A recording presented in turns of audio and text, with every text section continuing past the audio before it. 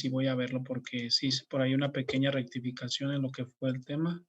2.7 nada más le agregué algunos datos por ahí que a lo mejor les iban a hacer falta. Nada más permíteme, deje que se abra. Lo vamos a hacer, vamos a verlo en vista rayo, vista rápida. 2.7, Sujei, ok. No más denle chance a esta cosa que se abra. Ahí está.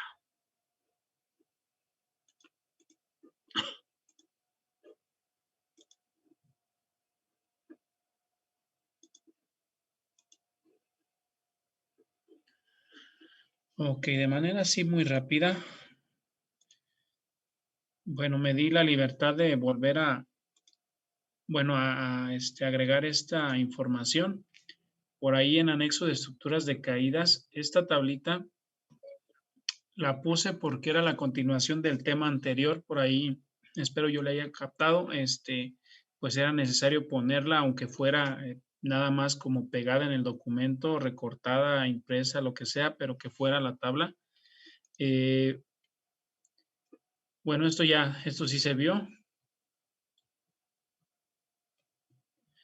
Aquí nada más, se agregó lo que eran los elementos de tubería, las 5 partes que conformaban el nombre de las tuberías, y esta parte que, bueno, sí me llamó mucho la atención, se las puse también. Entonces, por aquí, las conexiones que se hacen entre tubería y tubería, se sugiere que sea, por ejemplo, clave con clave. Nótese aquí qué es lo que pasa. Si, por ejemplo, unimos rasante con rasante, la pendiente sigue igual.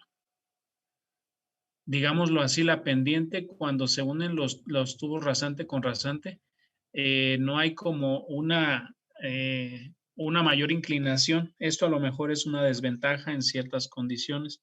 Ahora, si se une eje con eje, nótese que la pendiente aumenta un poco más, pero si es, por ejemplo, clave con clave, aquí vemos que la pendiente, pues sí, es más fuerte. Entonces, por eso en las normas técnicas se te sugiere que hagas más estas conexiones que estas otras dos. ¿Sale? Eso entonces es nada más lo que se le agregó a la presentación. Espero por ahí ya le hayan dado una checada. Me parece que se entrega mañana, ¿verdad? Entonces, pues para que se tome en cuenta. Rápidamente, las personas que acaban, los chicos que acaban de entrar, por favor, me pasan sus nombres para poner ya retardo.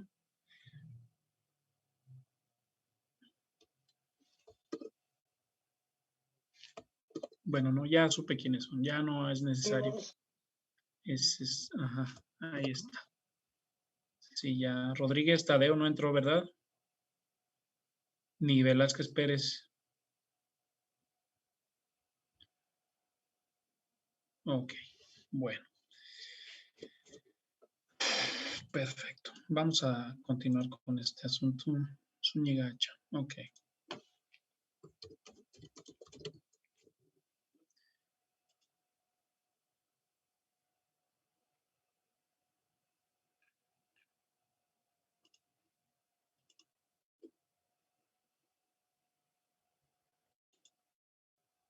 Bueno, ya casi terminamos entonces con el bloque 2.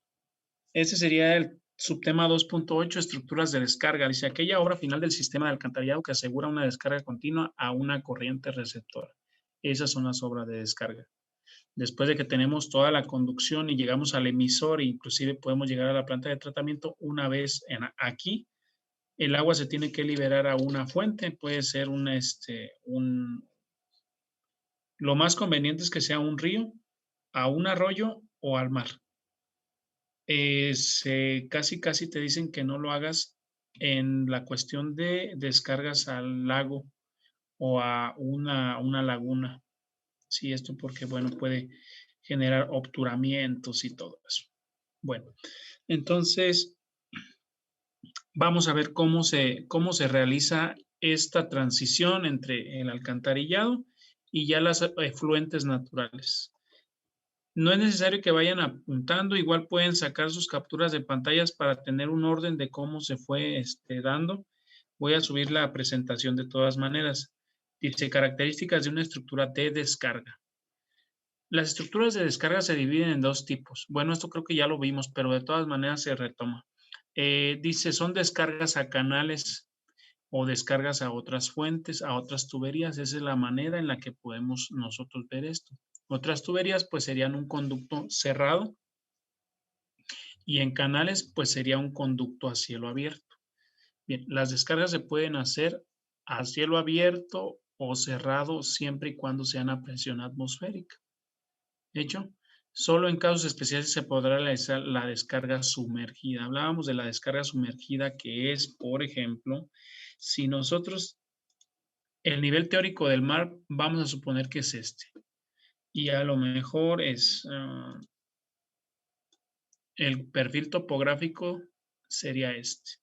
Entonces vamos a pensar que la descarga viene fluyendo así, de repente tiene un quiebre y eso, y la descarga pues no la vamos a intentar no hacerla así, sino que en esta parte la descarga vaya por debajo del nivel del mar. ¿Sale? Solamente eso es en casos especiales. Por ejemplo, donde a lo mejor no se quiere que haya liberación de gases o simplemente estas condiciones, ¿no? El destino de las descargas puede ser entonces a ríos, lagos, arroyos y mares, y en casos previamente estudiados a pozos de absorción. Estas condiciones de pozos de absorción se hacen generalmente cuando tenemos descargas pequeñas, por ejemplo, de poblaciones. Por ejemplo, las descargas pequeñas se hacen a pozos de absorción, es decir, pozos subterráneos. Se manda el agua, por ejemplo, a lo mejor a un estanque o a alguna preparación, de tal manera que aquí el agua pues vierta, llegue a cierto nivel y el gasto que tengo yo de descarga sea menor a la capacidad de absorción del subsuelo. Las aguas previamente también se deben tratar. Y nada más en estos casos donde el gasto a lo mejor puede ser no mayor a 20 litros por segundo. O sea, es un gasto muy pequeño. Este gasto muy pequeño entonces se envía directamente a los mantos acuíferos y ahí se queda. Se distribuye a lo que es la zona. Por ejemplo, tenemos unas condiciones que se llaman líneas de flujo subterráneas. Por ejemplo, el agua no actúa de manera similar en la superficie que en lo subterráneo. En la superficie tiene ciertas ondas o áreas de influencia. Entonces el agua no se mueve así, sino se mueve así. Imaginemos aquí como una especie, no sé, de frutos o alguna cosa así. Es como se presenta este tipo de cuestiones por ahí. Lo que son los flujos del agua subterránea. ¿Ok? Entonces, bueno, así es como se presenta este asunto y por eso es bueno solamente en ciertas condiciones establecer esto de los flujos subterráneos. Bueno, continúo. Aspectos que se deben considerar para las descargas. 1. En todos los casos, previo a la estructura, debe descargar, la estructura de descarga es obligatorio el tratamiento de las aguas residuales. Entonces, forzosamente antes de descargar se tiene que hacer un pretratamiento inclusive y no descargar directamente. Por ejemplo, a lo mejor un tratamiento sería en la descarga poner una rejilla o un dispositivo que tenga una rejilla y que puede estar separando el agua del material duro, por ejemplo, piezas como papel, como plásticos, tapaderas, botellas y todo eso, que evite que la corriente contamine de más lo que son los acuíferos. Ese sería un pretratamiento. Ahora bien, posiblemente se pueda meter a unas tinajas o alguna cosa así que le hagan que se extienda y pueda dársele cierto tratamiento y después ya aventarla directamente a lo que serían los ríos.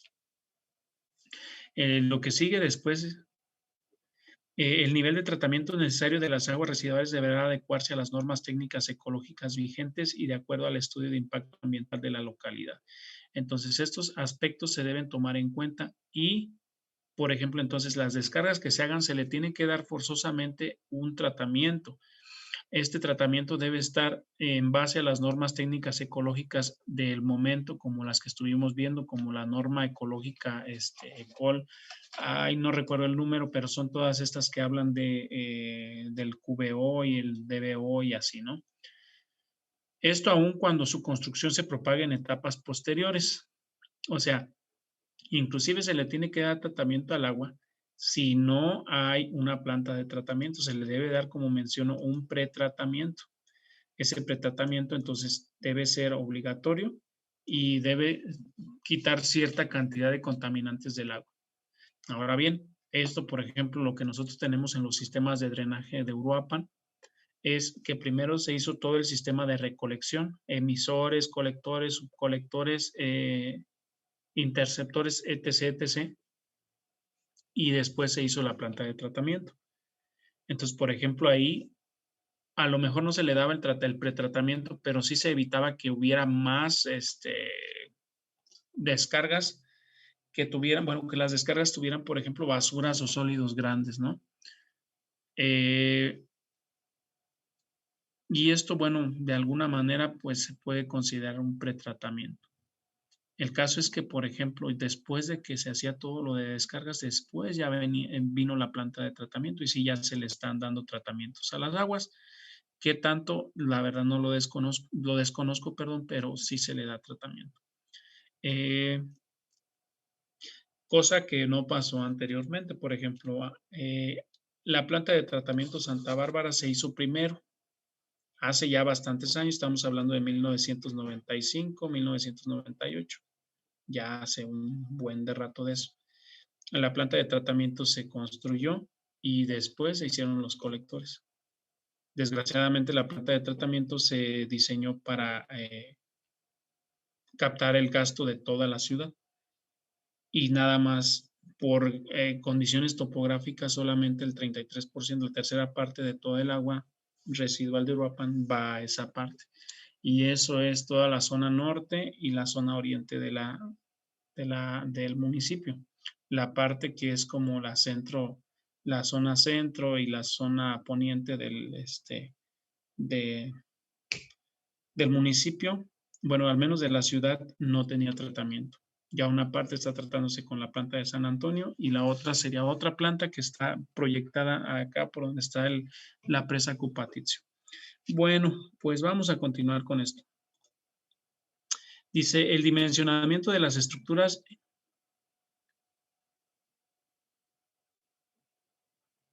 Ok, bueno, esto continuamos aquí con lo que serían las condiciones previas. Dice, en caso de que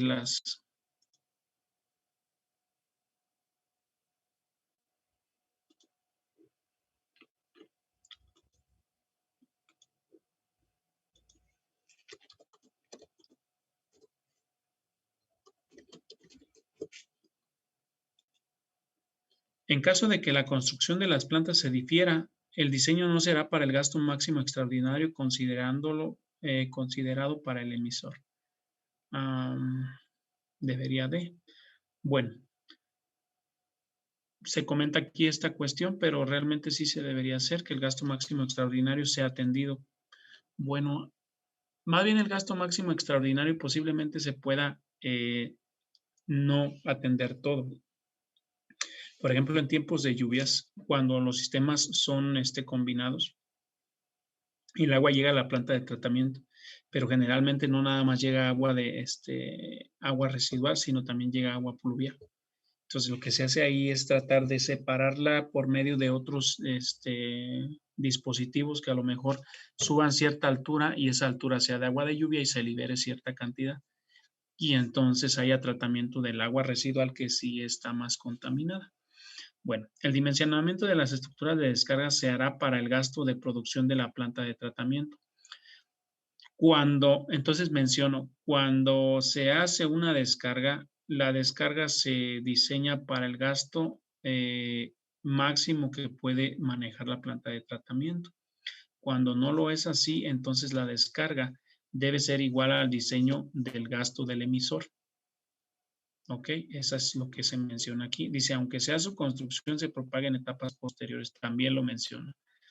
O sea, si la descarga va a ser directamente del alcantarillado al cuerpo acuífero, pues entonces se debe diseñar la descarga que pueda descargar lo máximo, en este caso el gasto máximo extraordinario.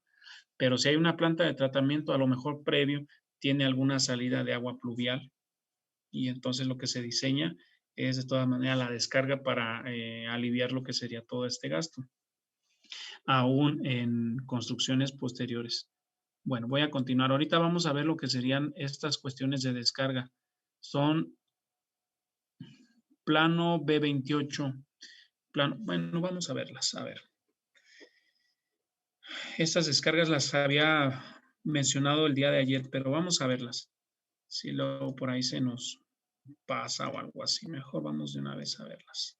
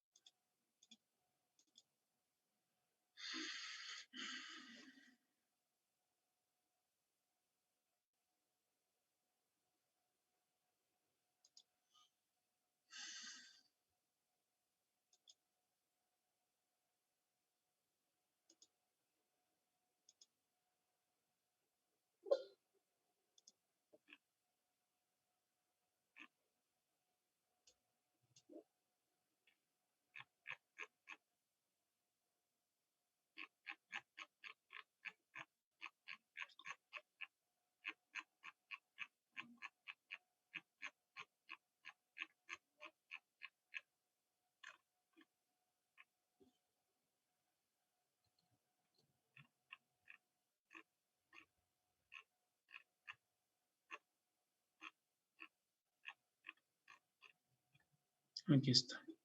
A ver, ok.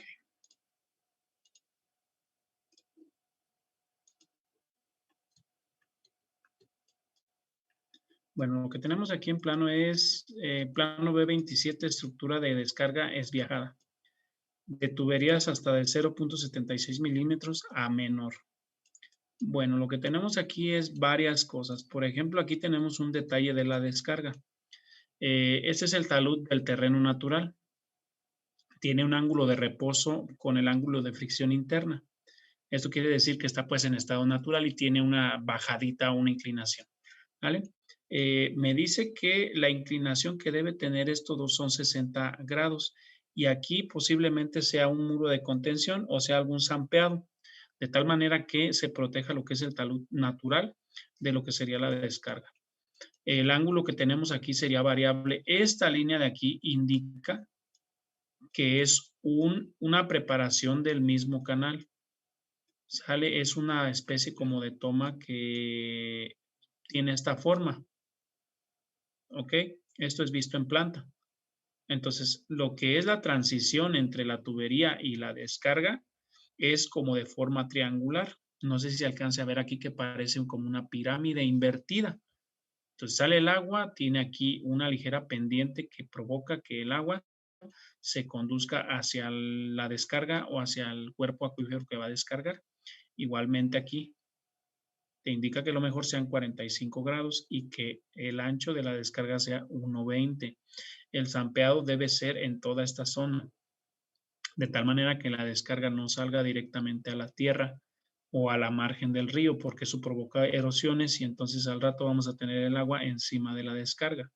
Entonces se protege con un zampeado. Todo esto entonces sería con piedra o bien con concreto, dependiendo las posibilidades de la obra. Entonces todo esto es un piso, esto es un muro inclinado, este es otro muro inclinado y esto sería el cabezal de la descarga. Esto de aquí posiblemente sea un muro o un piso firme completamente que también siga el perfil de nuestra descarga. El piso, por ejemplo, este es un corte, son mamposterías con mortero y piedra. Y esto de aquí se llama un dentellón, ¿ok? O dentellón. El dentellón lo que hace es como un anclaje que tendría toda la estructura para que no tenga un deslizamiento. Aparte, por ejemplo, que el agua no sea capaz de arrastrar lo que sería el suelo de cimentación de la estructura o de la descarga. ¿Qué significa NAME? Si alguien me puede decir.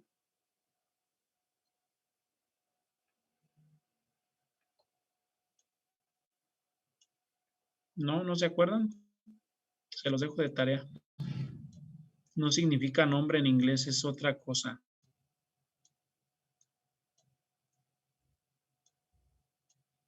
La longitud entonces de este canal de descarga es variable. De hecho, esto es más asemejable a lo que es una descarga de una alcantarilla de una carretera que otra cosa o que se pueda comparar. ¿Vale? Entonces, estas son las posibles formas. Esto sería una planta y vamos a ver cómo sería el perfil de descarga del emisor. Por ejemplo, aquí está la colocación de los registros. Aquí viene lo que sería la tubería. Tenemos un desviaje, si mal no recuerdo, son 45 grados, recordándoles que 0.76 metros es la tubería. Entonces, para una tubería de esa magnitud, pues ya no puedo hacer cambios de dirección de 90 grados, sino lo mejor sería en 45 para evitar taponamientos. Esta sería la colocación de la estructura de descarga, que es la adaptación no más que al canal, arroyo o río al que se le vaya a lanzar el agua. Debe tener 45 grados. Esto es cuando la descarga es paralela. Cuando la descarga es perpendicular, nuevamente no puede llegar la descarga directamente a los 90 grados. Tiene que incorporarse al flujo del canal con 45 grados. Esto para que entre pues de una manera menos violenta. Ahora bien, si por ejemplo la descarga viene con un desviaje, pues lo recomendable es que sea el desviaje de 45 grados. Entonces estas son las tres maneras en las que puede entrar este tipo de descargas de estructura de descargas viajada para tuberías de 0.76 metros. Vamos a ver otra descarga de estas. Se puede revisar el plano, es el plano que está en la página 289 de las normas de los lineamientos técnicos de Conagua. Esta es otra descarga. Este es un corte de la sección. Podemos notar aquí que es una sección cuadrada. Esta sería la sección de la tubería y la tubería está encofrada. El encoframiento de los tubos se hace con un armado de varilla y se llena de concreto lo que sería el tubo. Se le pone en un lado por aquí cimbras y con eso es suficiente. Se cuela y todo. Y lo que tenemos es esta sección así. Esto de aquí sería el cuadro cabezal, que seguramente será esto de aquí. Ahora bien, la otra descarga, esta parte del cuadrado puede ser hasta aquí. Inclusive esto puede estar a cielo abierto, perdón, y hasta cierto punto una losa. Bueno, si aquí lo analizamos, esto es muy parecido a una transición de un canal. Tiene una inclinación y nos puede servir para hacer que el agua que sale de la tubería pues tenga una ampliación y tenga una cierta pérdida de energía para que al momento de que entre a la zona que la va a descargar, pues no sea tan fuerte el choque o la energía que se libera en esa parte. Bien, aquí tenemos un desviaje que sería también un zampeado en lo que sería la boca de salida de la descarga. El corte lo podemos ver por aquí. Viene la tubería, viene el material, el talud según el ángulo de reposo del material que esté soportándose. Aquí hay un ligero dentellón invertido. Esto es para como un muro de contención. Esta es una ligera extensión de lo que sería la descarga. Vendría yo a tener aquí entonces el piso. Ahora bien, el piso, nótese que no está recto. Igualmente se le da un desviaje. La idea de darle desviaje es que el agua no entre completamente en un ángulo recto, sino que entre en un ángulo desviajado. Name también igual, hasta aquí llega. Tenemos la protección zampeada que habíamos mencionado, es para evitar que el suelo de cimentación se lo lleve el agua. Igual menciona que aquí depende a juicio del ingeniero que esté en la residencia de obra. Es el que resuelve realmente los problemas. Aquí hay otro dentellón. Y este entonces, como menciono, sería un perfil. No sé si se alcanza a entender bien lo que es esta descarga, que es una descarga mucho más grande. Es una descarga con tuberías de 2 a 3 metros. Ya son tuberías bastante, pues bastante grandes. Ok, ¿ya supieron qué significa NAME? Ya. ¿Qué significa? Sí, Significa nivel de agua máximas extraordinarias. Ok, gracias. Ese es el nivel máximo al que trabaja un acuífero o una, de hecho se usa mucho en presas, en muros de contención para agua y todo eso. Ok, muchas gracias. Bien, entonces esto es de consulta 290, 289. Bueno, esto ya no, este fue el del sifón que vimos al principio. Este ya no cuenta. Ok, vamos a regresar otra vez acá a la explicación. Sí fue necesario hacer eso porque luego queda como la duda ahí. Entonces, esas son las descargas que podemos nosotros presentar. Listo, ya explicamos esa parte. Vamos a terminar con esto. Dice localización adecuada del sitio de vertido. Debe ser lo más alejado. A ver, aquí hay un errorcito, ¿verdad? Dice que la localización adecuada del sitio donde descargues debe ser lo más alejado posible de las zonas urbanas. O sea, por ejemplo, esa estructura de descarga que vimos ahí debe estar lo suficientemente lejos de una población. ¿Por qué? Porque por lo general una descarga de este tipo pues se libera un montón de gases, contaminantes, cosas, o sea, es bastante desagradable, o sea, el olor. Entonces, estar cerca de una población pues provoca eso. Eso es lo ideal porque realmente no siempre pasa. Considerando las zonas de crecimiento futuro y la dirección de los vientos dominantes para la mejor ubicación de las plantas de tratamiento. Se debe hacer un estudio eólico, es decir, las direcciones a donde van los vientos. ¿Para qué? Para que igual los gases que se liberan en las descargas, pues el viento, ahora sí que el viento se las lleve y el viento más bien las conduzca hacia donde está la población. ¿Ok? Y otra de las consideraciones, no nada más es la población presente, sino debe ser la población futura. Se debe tomar en cuenta entonces esto. Es una recomendación, o sea, no tiene que ser a rajatabla eso, pero sí es una recomendación que las descargas se coloquen donde la población no va a crecer. ¿Sí? Eso lo habíamos visto en planos de uso actual al principio de este tema. Se debe tener en cuenta lo que son los drenajes sanitarios y las descargas, principalmente que salgan o estén fuera de la población. Bueno, seguimos. Para el caso de descargas en una corriente de agua superficial que fluctúe notablemente en su tirante, se puede diseñar una estructura con dos descargas a diferentes niveles, una para escurrimiento en épocas de secas y otra para la época de avenidas. También le llaman épocas de estiaje las secas. Vamos a pensar esto. A lo mejor esta es la descarga y puede seguir una estructura parecida a la de adosamiento, ¿se acuerdan? O sea, por ejemplo, la estructura a lo mejor descargue aquí, o más bien no, es invertido. A ver, hay varios tipos o de varias formas se puede tomar en cuenta. Por ejemplo, ahí podría ser que la tubería venga aquí así. Entonces, posiblemente el agua pueda seguir por este nivel. Pero cuando tenemos un exceso de agua, a lo mejor la descarga se le puede dejar una salida por aquí, de tal manera que ayude en la descarga del drenaje. A lo mejor aquí ya va a empezar a llenarse el tubo, ya va a estar trabajando a tubo lleno y esta estructura lo que va a hacer es darle cierta libertad. Ahora, también se puede hacer una caja liberadora de presión o algo así. Por ejemplo, a lo mejor el tubo ya está aquí, ya llenó, ya vertió hasta cierta parte, ya está lleno hasta cierto punto.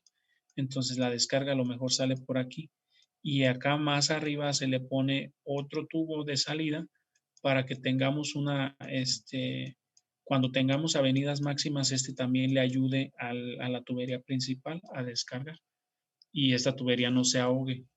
El problema de que cuando se ahoga una tubería es que las condiciones hidráulicas son las más desfavorables. Empieza a presentar ciertos vacíos dentro de esta caja y esos vacíos, pues lo que hacen es, ¿qué pasa, por ejemplo, cuando, vamos a decirlo así, cuando incrustas un dedo en una botella y tratas de sacar el dedo? Vamos, que lo que pasa se queda ahí, por ejemplo,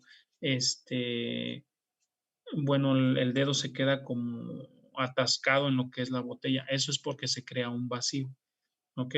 Ahora, la tubería pasa lo mismo. Si no tiene un desfogue aparte, pues genera el vacío y el vacío provoca que el agua tarde más en salir, ¿sí? Bueno, total, eso sería para una descarga, para una descarga simplemente.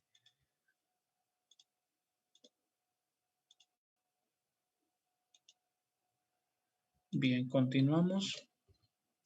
Dice, en todos los casos se debe evitar los remansos en el emisor de descarga o asegurar que su funcionamiento sea adecuado en cualquier condición de operación.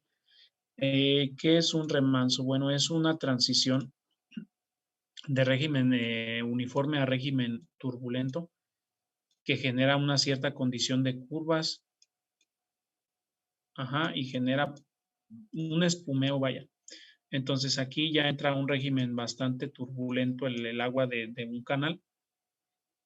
Y lo que se hace, por ejemplo, con las estructuras, por ejemplo, en la descarga, no sé si vieron que al final había como cierta inclinación.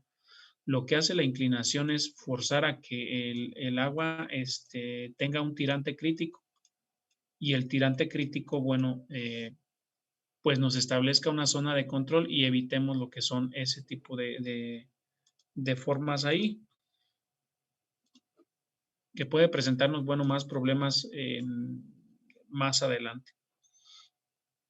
Protección a la desembocadura de la tubería contra corrientes violentas.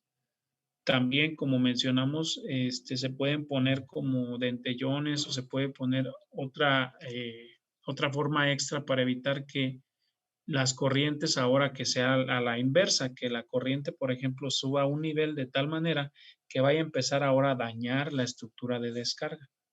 Entonces, esto también se debe prever. Tráfico acuático, residuos flotantes, oleajes o otras causas que pudieran dañar la estructura de descarga según las características del sitio de vertido. Entonces, donde se esté vertiendo, se esté descargando, hay que tener cuidado con que no haya, por ejemplo, oleaje fuerte o que a lo mejor no haya barcos que vayan a chocar o vayan a golpear las descargas o que, por ejemplo, en el mismo río haya un material flotante como troncos, como basura, que puedan o obturar la descarga o que la puedan dañar, entre otras cosas. Entonces hay que tener mucho cuidado con eso. Se pueden poner rejillas, se pueden poner cajas desarenadoras, no sé, cualquier otro elemento de este tipo. En general, no es recomendable localizar vertidos en masas de agua en reposo, vasos de presas, lagos, estuarios o bahías pequeñas, ya que aguas arriba en una cascada o caída de agua, perdón, a ver, aquí ya me brinqué. ¿Por qué razón pasa eso? ¿Por qué no se puede descargar agua en aguas de reposo? Bueno, porque las aguas de reposo pues no van a tener un periodo de salida mucho más largo que lo de un río. Entonces aquí, si por ejemplo lanzo agua a un lago o a un lugar donde no va a haber, de antemano sé que no va a haber salida, lo que va a pasar es que se va a secar. Como el agua residual conduce a arenas y conduce muchas cosas, va a empezar a obturar lo que es ese vaso o esas aguas en reposo. Por ahí, por ejemplo, ahorita tenemos el caso del lago de Cuitzeo que anda un montón de movimientos para salvarlo, pero ¿qué fue lo que pasó ahí? La obra de la autopista, las descargas de las ciudades que están aledañas, no tener cuidado suficiente como para tratar esa agua, entonces pues el lago se secó. y no fue precisamente que se secara, sino que más bien lo taparon y bueno, lo taparon y a lo mejor podemos hacernos responsables también nosotros como humanidad, sí, por no tener ese cuidado. Entonces, ¿qué podemos hacer nosotros? Pues tener más cuidado con lo que tenemos nosotros de agua. Ahora, por ejemplo, poblaciones que se han estado creando arriba de lo que es, por ejemplo, los manantiales y todo eso, pues, ¿qué es lo que va a provocar? Contaminación. Esa contaminación va a hacer que baje el flujo de agua. Sí, entonces ese es el detalle con estas cuestiones de las descargas en masas de agua en reposo. También si, por ejemplo, se hace la descarga en un vaso de presa, pues imagínate, las presas se usan una para riego, dos para consumo de abastecimiento de agua potable, tres para generación de energía.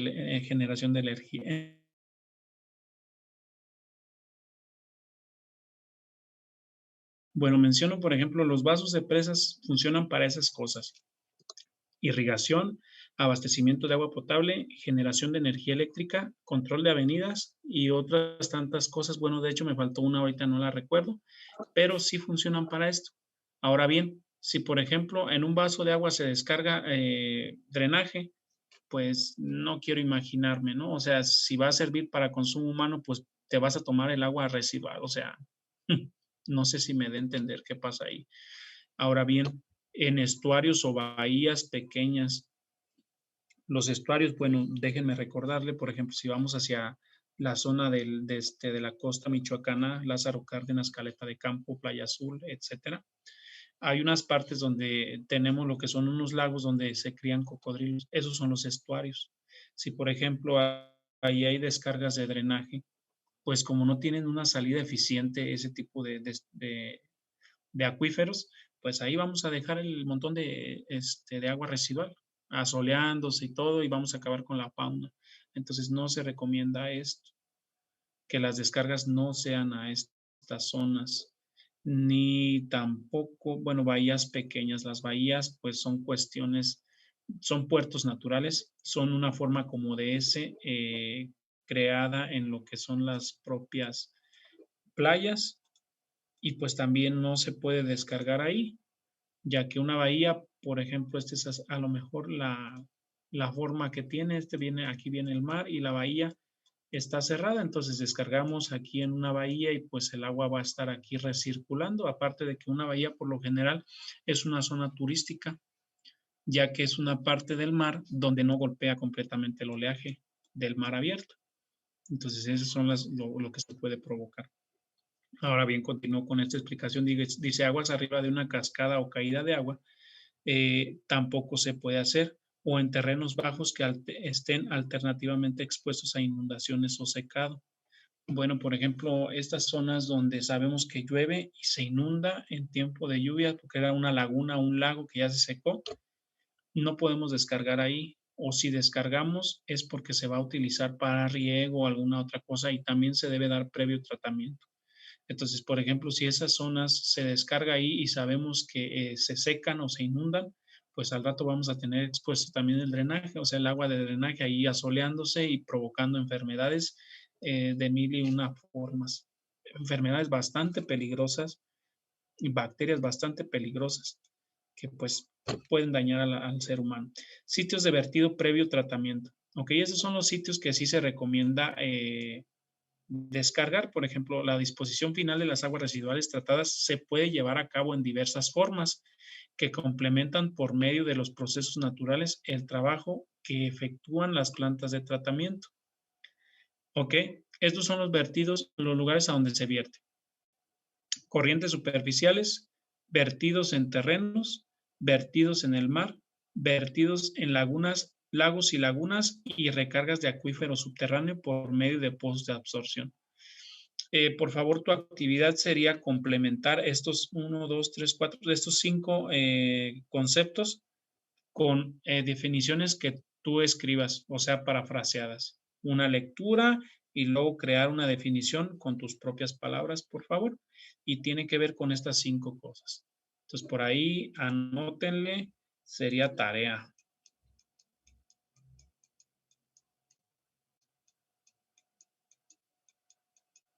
¿Ok? Entonces voy a continuar. Vamos a ser más específicos con cada una de este tipo de vertidos o descargas. Dice, vertidos en corrientes superficiales. Para el diseño de la estructura de descarga se deberá disponer de la siguiente información. Cuando entonces descargo yo en una corriente superficial como un río, arroyo, o barranquilla, debo conocer el gasto mínimo y máximo de aguas residuales tratadas que entregará el emisor. Siempre, ¿verdad? Aguas residuales tratadas. Sección o secciones topográficas en la zona de vertido, procurando que sea un tramo recto y estable de la corriente, indicando los niveles de aguas mínimas, aguas máximas normales y aguas máximas extraordinarias. Entonces, esto es lo que se debe tomar en cuenta cuando se descarga a un acuífero natural. No te recomiendan aquí que la descarga no se haga directamente al río, o sea, como te digo, sea un viaje de 90 grados, sino que tiene que entrar con una cierta inclinación para que el agua entre pues de manera hidráulica, pues, sí, o sea que sea hidrodinámica la entrada. El tramo debe ser recto, no en una curva del río. Entonces debe ser un régimen estable igualmente para darle pues esa continuidad a la descarga y también al río, al vertido del río. ¿Sale? Entonces estas son las condiciones para corrientes superficiales. Cuando vertemos en terrenos, dice la información que se requiere para el proyecto y que es determinante para elegir el sitio de vertido es la siguiente. Una, en terrenos nada más se va a descargar cuando haya cultivos.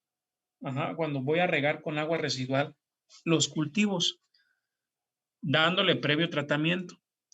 Anteriormente, por ejemplo, acá para La Piedad y todo eso, regaban hortalizas y todo eso con aguas negras. Pues sí salían unas hortalizonas, unas fresotas, unas zarzamorotas, unas jícamas grandes y todo eso, ¿no? Pero la implicación era que como el agua residual, lo que tomaba el agua residual como tal, los sembradíos, pues eran los nutrientes como el azufre, como los ácidos estos que abonan la tierra. Pero aparte de eso, pues el agua residual no nada más llevaba esos nutrientes, sino que llevaba bacterias, llevaba aceites, llevaba grasas, llevaba químicos que sí eran tóxicos para la salud. Entonces todo eso se absorbía en la planta y pues eso iba a la boca, eso iba al cuerpo y pues eso lo enfermaba, ¿no? Entonces, cuando se va a hacer este tipo de descargas y que van a ser para regar, también se debe tener cierto cuidado con los nutrientes que se van a tomar de esas aguas residuales y se le debe dar entonces un tratamiento también especializado para un riego. También se debe tomar en cuenta el sistema de riego que se va a usar con el agua residual.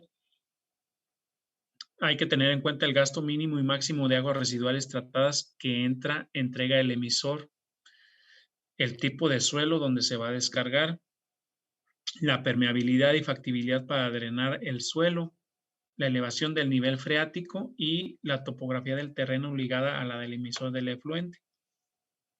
Hay que saber si hay pendiente, hay que saber hasta dónde está el nivel freático, ya que si hay filtraciones de agua negra, pues a dónde se van a ir al manto freático y esto también va a ser contaminado. Se debe tomar en cuenta también cuál va a ser el gasto del emisor, tanto máximo como mínimo. Bueno, eso serían entonces cuando vierto yo a terrenos. Cuando vierto al mar, los gastos mínimos y máximos de aguas residuales tratadas que entregue el emisor también se deben tomar en cuenta. Estudios de las corrientes en la zona de vertido y de sus direcciones en las diferentes estaciones del año. Entonces, por ejemplo, cuando viertes al mar es necesario saber cuáles son las mareas, cuáles son las corrientes, en qué estaciones del año ocurren las corrientes, si son corrientes frías, calientes. También se debe tomar en cuenta lo que es la topografía de la descarga y el perfil del eje emisor. Esto sería en curvas batimétricas. A ver quién me puede decir qué es una curva batimétrica.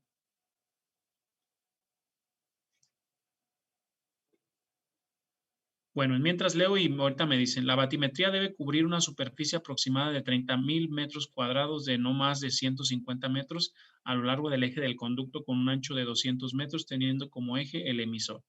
Entonces te dice cuál es la superficie y cuáles son las medidas aproximadas que se debe tomar en cuenta para la descarga. Esto porque pues se debe tomar en cuenta hasta dónde va a llegar la contaminación y hasta dónde va a ser posible a lo mejor tratarla, ¿no? Ahora sí que es una curva batimétrica o qué es batimetría, jóvenes. Si me pueden ayudar, por favor.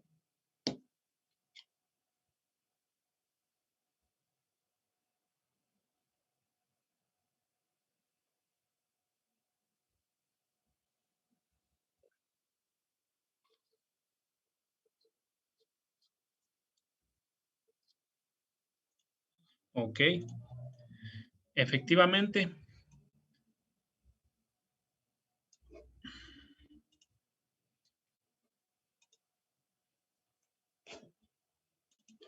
Por ejemplo, la línea roja vamos a suponer que es el mar. Bueno, más bien la superficie dentro del mar. La línea azul fuerte sería fuera del mar. Y esa es la línea del mar. Si nosotros ponemos un perfil, seguramente, permítame, va a ser con el otro azul. Seguramente las curvas de nivel topográficas pues van a aparecer aquí así. Ok, van a aparecer por aquí.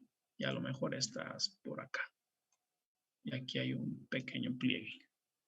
Ok, ahora las curvas batimétricas pues nada más es lo mismo, pero ahora dentro del mar. Y en esta parte van a aparecer las curvas de nivel, etcétera. La batimetría entonces es eso. Es la topografía del nivel del mar hacia abajo y la topografía es del nivel del mar hacia arriba. Entonces, simple y sencillamente la batimetría es tener la topografía de la superficie del fondo del mar. Eso es todo. ¿Sale? Entonces, sí, eso sería todo al respecto de las condiciones del vertido en el mar. La batimetría es principalmente para ubicar lo que es la descarga. Ahora bien, cuando tengo vertidos en lagunas, dice, para elaborar el proyecto se requiere lo siguiente: gasto mínimo y gasto máximo de aguas residuales que entrega el emisor. Dice características físicas, químicas y biológicas de las aguas residuales y del lago. Y datos topográficos de la zona de descarga. Entonces, gasto mínimo, gasto máximo de aguas residuales que descarga el emisor. Características físicas, químicas y biológicas de esa agua que va al lago y las características topográficas de la descarga.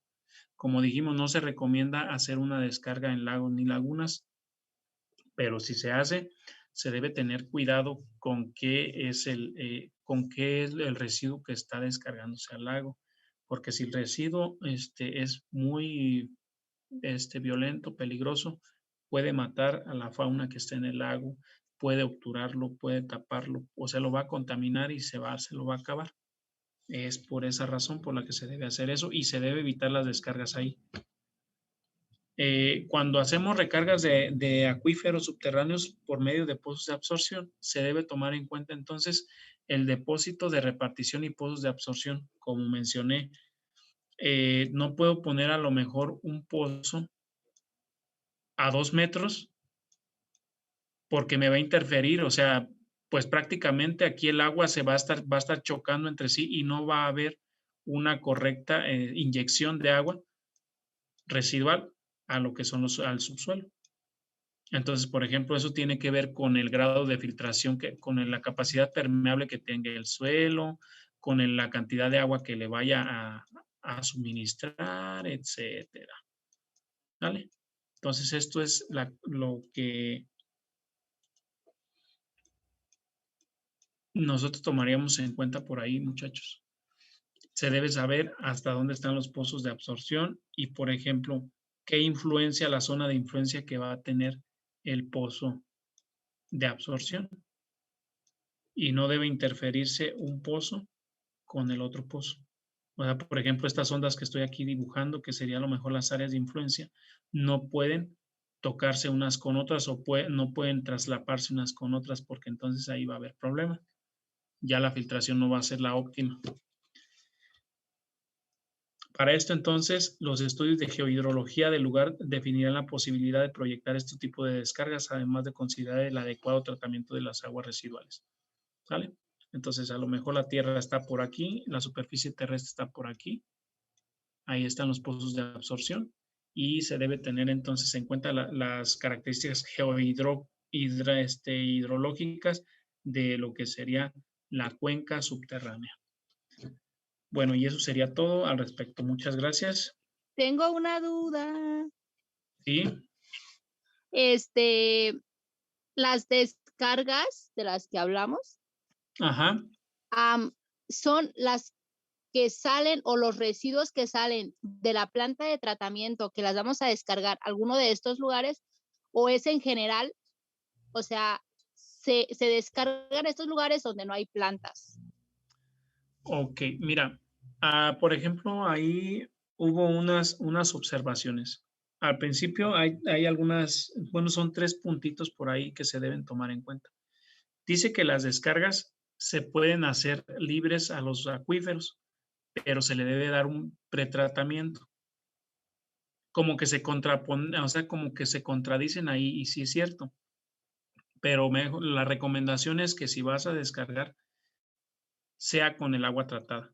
Y si no se está tratando, se debe obligatoriamente proponer un proyecto donde el agua sí se trate. Entonces, sí, por el momento a lo mejor es como decirle a Coppel, le debo tanto dinero, pero ¿cuándo me vas a pagar? ¿Ok?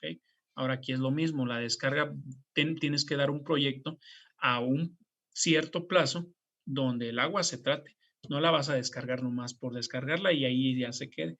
Entonces, si va a ser así, debes limpiarla hasta cierto punto cuando no haya el tratamiento adecuado y proponer un proyecto para tratarla. ¿Sí? Eso es Ajá, a lo mejor lo que se atiende. sí, y por ¿Sale? ejemplo, aquí en Uruapan, pues se manda, supongo, a la que está Ajá, aquí por yendo a Lombardía o a la que ajá, está allá por el Panteón Nuevo, ¿no? Que es otra. ajá. Y Sí, ya de esas son ahí, las 2 plantas ya, de tratamiento que hay. Ujú. ajá, ya de ahí los residuos son los que se descargan a alguno de estos lugares. Ajá. Que en este caso, ¿a dónde se descargan?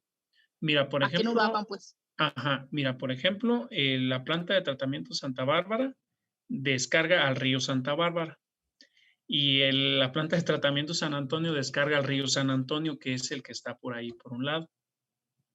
Anteriormente a las 2 plantas había un emisor, una descarga que iba a los ríos, pero pues se tuvo que hacer la planta de tratamiento y descargar. De hecho, la planta Santa Bárbara primero se hizo, como mencioné, la planta y después ya se hicieron todos los sistemas de recolección para llegar a la planta de tratamiento. En el caso de la planta San Antonio fue al revés. Primero se hicieron los colectores, todo lo que fue el sistema de drenaje y después se hizo la planta de tratamiento. Ahí, por ejemplo, es esta situación que yo estoy mencionando. Ok, estamos lanzando agua residual a los ríos, pero hay una promesa de que va a haber una planta de tratamiento que va a tratar esas aguas. Y es la planta de tratamiento que usted me dice, que es la que está para para Arroyo Colorado, para acá, pues para el basurero. Sí. Sí, y ahí es correcto que, por ejemplo, hayan construido el fraccionamiento, por lo que nos dijo del estudio eólico. Ajá, ajá. Por ejemplo, ahí yo me imagino que puede ser que sí se haya presentado. Tuvo que haber un estudio de impacto ambiental para que el fraccionamiento pudiera estar ahí. Y, por ejemplo, en el estudio de impacto ambiental se tuvo que tomar en cuenta que había una planta de tratamiento por ahí y que el fraccionamiento debe estar a cierta distancia para que no haya este tipo de contaminación. ¿Ok? Entonces, Sí, gracias. posiblemente ahí el estudio de impacto ambiental diga si sí está lo correcto. Seguramente el fraccionamiento lo pusieron ahí porque lo aceptaron después de ese estudio de impacto ambiental. O pudieron haber dado una mordida, cualquiera de las dos cosas. Yo creo que más Es, bien pasó lo segundo. puede que sí, puede que sí. Pero sí, yo lo ideal sería que pues no estuviera ahí en ese lugar, que estuviera a lo mejor más lejos. ¿Sale? Bueno. Sí. Sí. Bueno, ¿puedo continuar? Sí, Ok. Bueno, ya ese sería el último tema. Ya casi terminamos, pero va a haber 2, 3 cositas por ahí que vamos a hacer. 2.9. Aquí está. Las cosas pues serían, son ejercicios de cierre. Bien, ese sería el 2.9.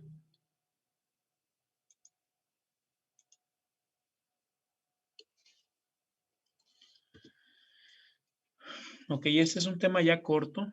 Al final vamos a hacer un ejercicio que tiene que ver con el cálculo que ya hicieron y que van a utilizar los datos que ya obtuvieron.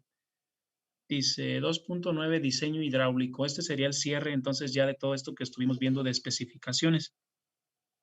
Dice, en las redes de alcantarillado se recomienda que los conductos se diseñen con suficiente capacidad para trabajar con superficie libre ante la ocurrencia del gasto máximo extraordinario o gasto máximo instantáneo, dependiendo cuál se elija. Entonces, el diseño hidráulico nos debe garantizar que el sistema de alcantarillado no se va a saturar, que va a estar trabajando siempre a superficie libre, no a presión, sino como un canal, ¿va? Entonces, ahorita los vamos a ver. Sería entonces 2.9. Bueno, aquí me van a disculpar por ahí, hay un pequeño error de sintaxis, ese es 2.9. Dice, sin embargo, en ocasiones trabajan a presión por obstrucciones, hundimientos y en casos especiales como sifones, cruces o en lugares donde las condiciones características del sitio obligan a esta función. Cuando ocurre esto, pues siempre se debe tomar en cuenta, la verdad, como ingeniero civil, debes tomar en cuenta las condiciones más desfavorables. En dicho caso, las condiciones más desfavorables son casos especiales donde la tubería no trabaja a canal, sino trabaja como o ya a presión. ¿Por qué? Porque se tapó, porque a lo mejor se metió una rama, se metió una pieza muy grande, hizo un taponamiento y pues ya tienes ahí un relajo saliendo el agua por entre los registros, las tapaderas de los registros, saliéndole a las casas inclusive. Y es bueno cuando se presentan estas condiciones tan desfavorables y que se debe, bueno, atender esta cuestión del diseño hidráulico. Voy a continuar. Dice, en las redes de atarjeas, en las tuberías, solo deben presentarse las condiciones de flujo de superficie libre. Para simplificar el diseño, se consideran condiciones de flujo establecido, o sea, una condición ideal. ¿Sale? Estas son las fórmulas que voy a utilizar para el diseño hidráulico. Esta ya es conocida para ustedes, es la ecuación de la continuidad, donde defino yo lo que es el gasto en metros cúbicos por segundo, velocidad en metros por segundo y área hidráulica transversal en metros cuadrados. Aquí se debe tomar muy en cuenta que hay que hacer de repente conversiones. Por ejemplo, el gasto máximo, el gasto medio, máximo y todos esos los que calcularon en el ejercicio anterior, me viene la medida en litros. Entonces hay que convertir los litros a metros cúbicos. Por lo tanto, ese gasto le debo presentar una conversión que sea adecuada a metros cúbicos para luego calcular la velocidad y calcular entonces lo que sería el área transversal de la tubería.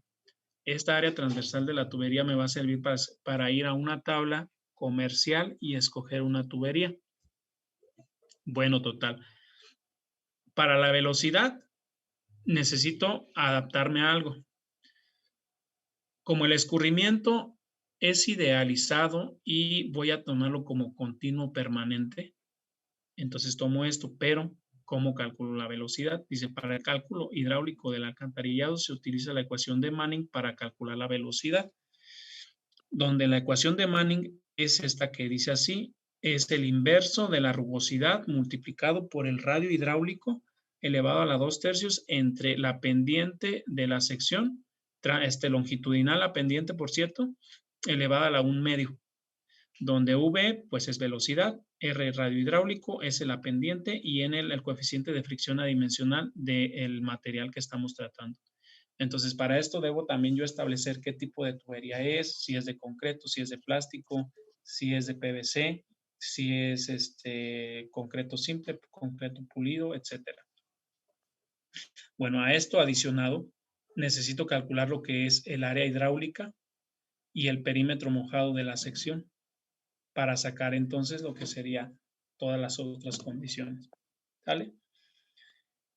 Entonces, estas son las tres fórmulas que yo necesito usar para calcular lo que sería el gasto y luego la velocidad, las condiciones, pues, los parámetros hidráulicos que vimos al principio, lo que son los parámetros de diseño. Entonces, de aquí, ahora sí, vamos a hacer un ejercicio. ¿Me recuerdan, por favor, cuál era el gasto medio que se tomó en cuenta para el cálculo anterior? 90 y algo, me dijeron, 96. 92.59. 92.59. Ok, estos son LT, S. El cumin, 46.29. bien, 46.29 LTS. El max ins, 209.25. 209.25. Ok, por ahí algunos a lo mejor les salió un poco más, un poco menos, pero son estos. Y algunos por ahí, bueno, dejaron este valor igual y algunos no. Algunos sí lo multiplicaron por 1.5. Ok, en dado caso, úsese cualquiera de los dos. De aquí voy a calcular lo que sería la velocidad. O sea, los parámetros pues que están acá. En base al gasto de diseño, al gasto que yo tome, voy a calcular esto. ¿Cuál voy a tomar para diseño? ¿El medio, el mínimo, el máximo instantáneo o el máximo extraordinario?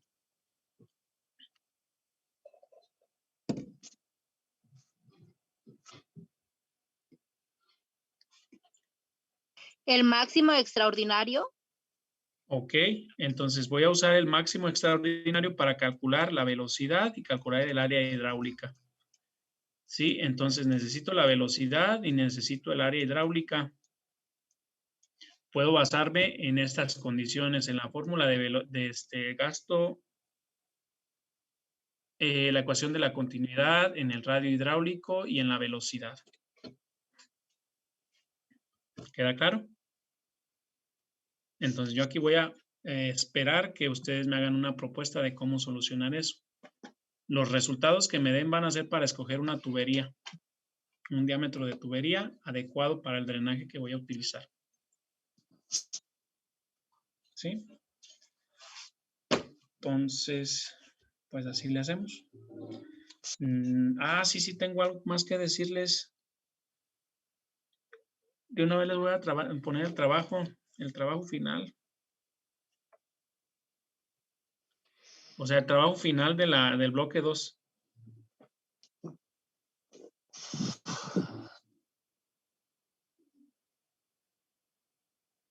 Ok, bueno, no comentan nada, perfecto. Entonces vamos a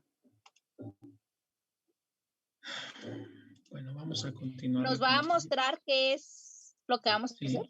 Sí, les voy a mostrar qué van a hacer. Ok, ahí voy. Bueno, entonces tienen bastante que hacer. Miren, déjenme presentárselos. Nada más permítanme que se abra.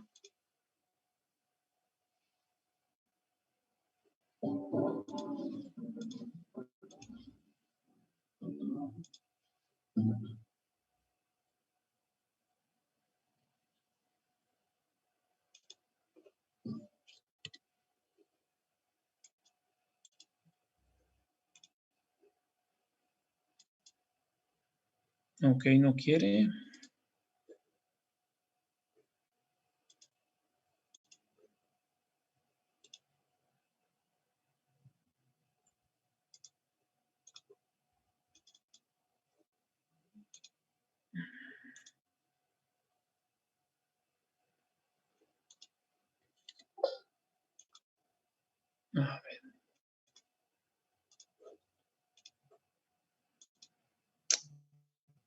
va. Ah, ya. Ok, ahí va.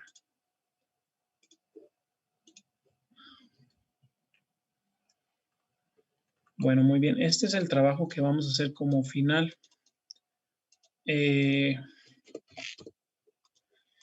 Va a consistir en esto. ¿Se entiende qué es esto? Bueno, así pues yo lo conozco, ¿verdad? A lo mejor lo conocen ustedes de alguna otra manera. ¿Se entiende que es una antología? Sí. Sí, ok. A ver, sí, estamos en lo correcto. Yo lo entiendo como una especie de manual donde vienen como apuntes, donde vienen referencias, en este caso serían referencias a los lineamientos técnicos que estuvimos viendo, a lo mejor vienen imágenes, vienen unas pequeñas definiciones. O sea, viene así como, yo lo entiendo como un formulario, pero en libro, ¿no? Sería entonces la antología de todas las especificaciones que estuvimos viendo en este tema número 2. Sí, dice anota con colores. Bueno, esto de anotar con colores es de que, bueno, escribas con negro o bueno, si lo vas a hacer digital, que por ejemplo el texto general con negro, no sé, los títulos a lo mejor con azul, notas especiales con rojo. Eso es a lo que me refiero. O sea que esté pues no vistoso, pero que sí sea como atractivo. ¿Por qué razón? Esto que van a hacer es para ustedes, no es tanto para mí. Es un libro que ustedes van a tener como referencia para en el momento que necesiten diseñar o necesiten ayudarse de un diseño, pues puedan entrar a ese libro. Sí, y sea fácil, de fácil manejo, de fácil entendimiento, que sea de fácil consulta. Que por ejemplo diga, ok, voy a calcular el gasto máximo extraordinario. Voy al libro. Ok, ya dice que le haga así, así, así. Ok, o cómo selecciono una tubería. Voy a selección de tuberías. Ok, esto, me voy a la página fulana de tal de las normas. Bien. ¿Qué tengo que hacer para calcular la población? Ok, voy y necesito este método. Bien. Así. Eso es lo que yo pretendo que hagan. ¿Sí? Dice, pone especial interés en listar los subtemas y sus vertientes. No va a ser el mapa conceptual que hicieron, va a ser entonces ahora sí un libro de apuntes, por así decirlo, que te sirva para un diseño.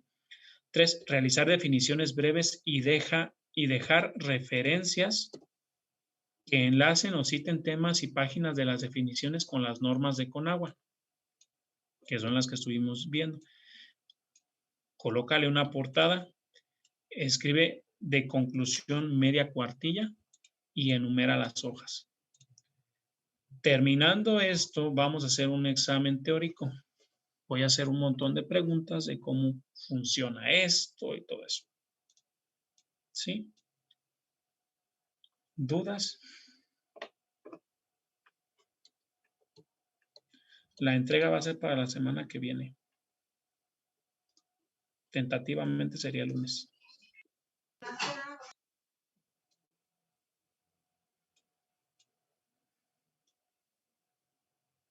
Ok. Y aparte, pues van a hacer las evidencias y todo eso que estuvimos viendo. No se preocupen, las evidencias se las voy a subir. ¿Mandé? ¿Para cuándo dice que sería? Las evidencias, pues van a ser en estos días.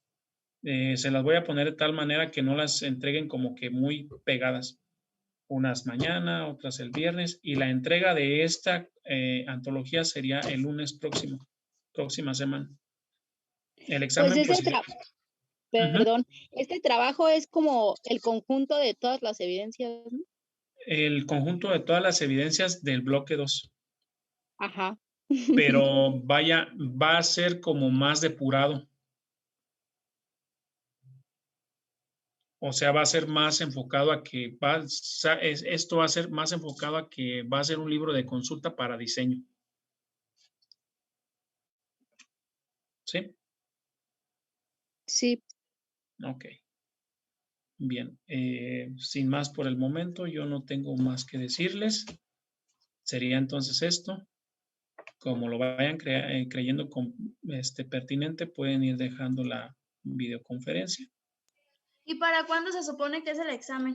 El examen, en cuanto me entreguen la antología, ahí va. Lo pueden hacer digital, esto me faltó decírselo, se pueden hacer digital, pero a mi gusto no me van a sacar la foto como tal. Si, por ejemplo, lo hacen a mano, la evidencia es foto y subirla a Classroom. Pero si es digital, entreguen el documento digital. La recomendación es que lo tengan en físico. La verdad, a mí en lo personal no me gusta mucho tener libros digitales porque nada más lo uso como para de ahí leer y a lo mejor sacar alguna cita de los temas. Yo mejor imprimo el libro y lo tengo aquí a la mano para acordarme dónde tengo la página y todo eso y dónde leerlo. Para no se prende y prende la computadora, por ejemplo. El examen, cuando se entregue esto, lo puedes entregar como te menciono, puede ser digital o puede ser a mano. Y después de la entrega ya viene lo que es el examen. Tentativamente puede ser el lunes. ¿Sí tengo clases con ustedes el lunes? No. Podría ser el martes o miércoles. ¿Sí? Entonces, sí, por ahí ténganme mucho eso en cuenta. ¿Sale? ¿Alguna otra duda? Jóvenes, señoritas.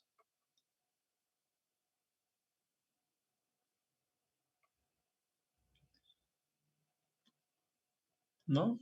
¿Por qué no hace un ejemplo como referenciado, aunque no sea ahora sí que tomando los datos del ejercicio pasado, pero demostrando cómo se calcula lo que dijo al último del diseño y eso?